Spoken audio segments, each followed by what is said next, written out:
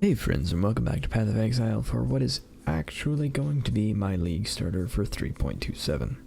Now in the past week I have tested 4 builds trying to figure out what I wanted to league start, and I've had such a hard time deciding because I'm so excited about so many different things. But I think I've settled on what I actually want to start, and it's because of an old build that I think I might be able to revive. Alright, so this build is going to end up being a corrupting cry build utilizing General's Cry, but it's going to be using something that hasn't been seen for a couple seasons now, at least not to my knowledge. And that is going to be the auto exertion support paired with corrupting cry. Now, a couple of seasons ago, auto exertion support was updated so that it gave a reservation cost and removed the buff effect from the cry in question. So we now have automated cries, but there's a cost. Before that, we had an automation gem that did not incur a reservation cost. Now, this was a really cool thing because it enabled a build using corrupting cry and automation support and general's cry. And because there was no reservation cost, you could just automate that build for the cost of -1 support gem. It was a pretty popular build overall, even if it was a little niche, and it ended up just being a super relaxed build that people enjoyed. And for the longest time I thought it was gone, and the problem exists in corrupting cry support and auto exertion. So auto exertion gives a reservation of 15%. Corrupting cry has a cost and reservation multiplier of 1000%. That means that when you put these two together, you automatically have a reservation of 150%, which is more mana than anyone has. So that's the problem. And if you support this even further, the problem only really becomes worse. But as you can see here, I have lowered the auto exertion reservation requirement on this level to 78.95%. Now, how did I do this? I think this is only possible on a single ascendancy, and that is the Guardian. The Guardian has unwavering faith, and the way unwavering faith works is it just gives you a 50% increase to reservation efficiency.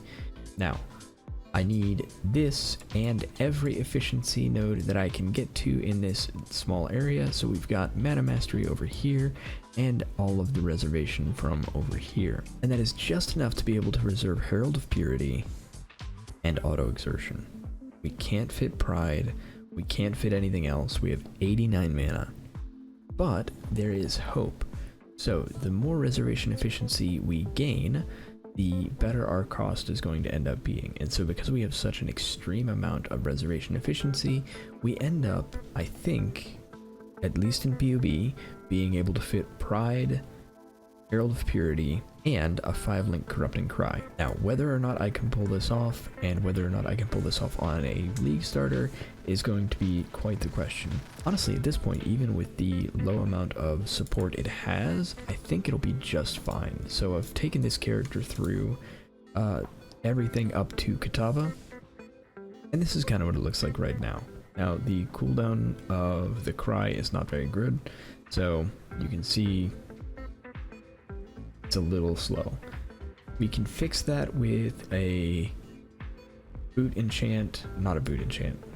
We can fix that with a boot implicit on the Eater of Worlds, and then we can fix that with some tattoos, and hopefully we can get it down to about a second, and I think that'll feel a little better because right now it's at 1.5. That'll feel a little better. Maybe we go further with it, maybe we don't. Now the other thing I was experimenting with is, okay, how much of this can we make work for us? And I had to take another look at what war cries count for things, because I was wondering if this would work with the Feral's Bloodline Ascendancy, and it ends up that it does. Alright, so the Feral's Bloodline Ascendancy has a couple of nodes that are very interesting to us. Warcry speed doesn't matter anymore since we're automating our Warcry, but minions deal 80% increased damage if you've Warcried recently is very interesting because we are picking up Spiritual Aid, which gives us minion damage counts to our own damage. The question is, if you have Warcry recently, does that count for us? So if we look over here on the Warcry wiki page, it looks like triggering a Warcry does not count for when you use a Warcry, but it does count for when you Warcry and if you've Warcried recently, which is what that damage is locked behind. It also works for each time you've Warcried recently, which opens up a possibility with Admonisher, but I don't know that it's going to be worth it with how often we're going to be able to Warcry. So now that we know that we can use this, we can actually get a significant increase in our damage using this Primal Roar node. The other thing that I'm considering doing is picking up this 25% minion damage as a bonus, because I'm not sure if I want to use the shrines on the Guardian. They might be good, they might not be, I'm not sure yet. Alright, so taking a look at the PoB I've got lined out, one of the downsides that we're going to face is pretty early on we're going to need some small clusters to give us reservation efficiency. Now we can counter the need for this if we just take off Enlighten and Efficacy and go with a 4-link. Once we have a 4-link, we can drop these nodes, work around it, and see if we can drop one of our auras to kind of account for it. Now if we're sitting at this level of damage, it's still honestly not too bad. So 12% mana, we have no Enlightens, we have a 4-link in our weapon 1. Our weapon 1 is really good, so if we tone that down and get a, let's see, rare, we get an Essence of Fear and +1 socketed and add crafting socketed.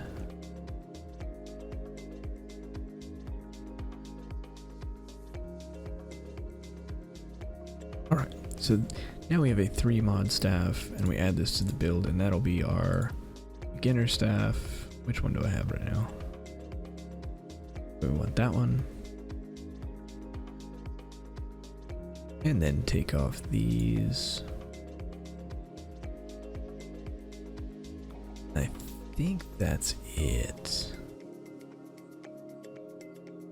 So now we are sitting at what I expect our damage to be early on. It doesn't matter, we don't have it. So initial hit on our Warcry is going to be 91 damage per second, course of over the course of 2 seconds, so somewhere around 180 damage over the course of the try. Enough to clear pretty well.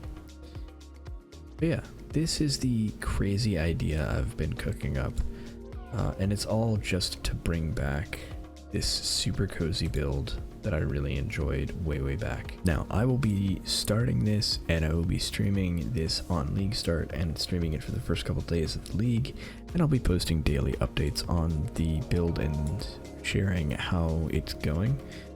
I am very excited to see how this works out.